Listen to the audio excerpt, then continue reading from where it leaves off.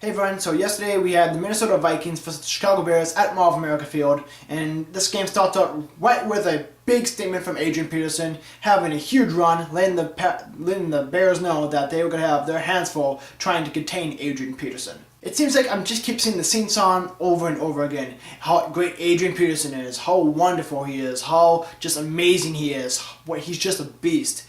To be honest guys, it's getting kind of old. Nah, I'm just kidding. It never gets old. Adrian Peterson is just absolutely amazing. This is his 7th consecutive game rushing for over 100 yards. That is a Minnesota team franchise record.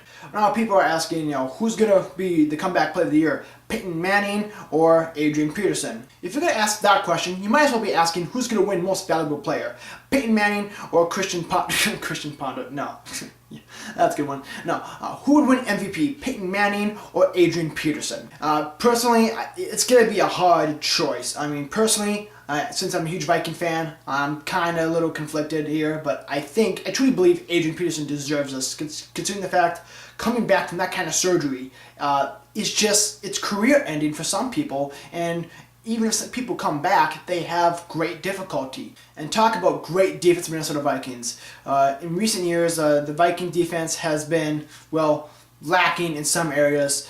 But today, we forced 2 turnovers on interceptions. One returned from a touchdown, but the other one almost turned a touchdown, came back to about the 5-yard line because he had accidentally stepped out of bounds. But to get those points on the turnovers were the key to winning today's game. Again, Christian Ponder showing that he is struggling. His accuracy wasn't too bad today, going 11 for 17, but he only amounted to less than 100 passing yards. We really need depth at wide receiver. Since we've lost Percy Harvin for the rest of the year, we've lost Percy Harvin. It really does show that the only way you can really score with this Viking offense is with Adrian Peterson. Ultimately, this is going to be a big thing in the offseason. Christian Ponder needs to work on his accuracy and needs to also work on completing passes, as well as it's the job for the Minnesota Viking coaching staff to go out and get some wide receivers and to get good draft picks.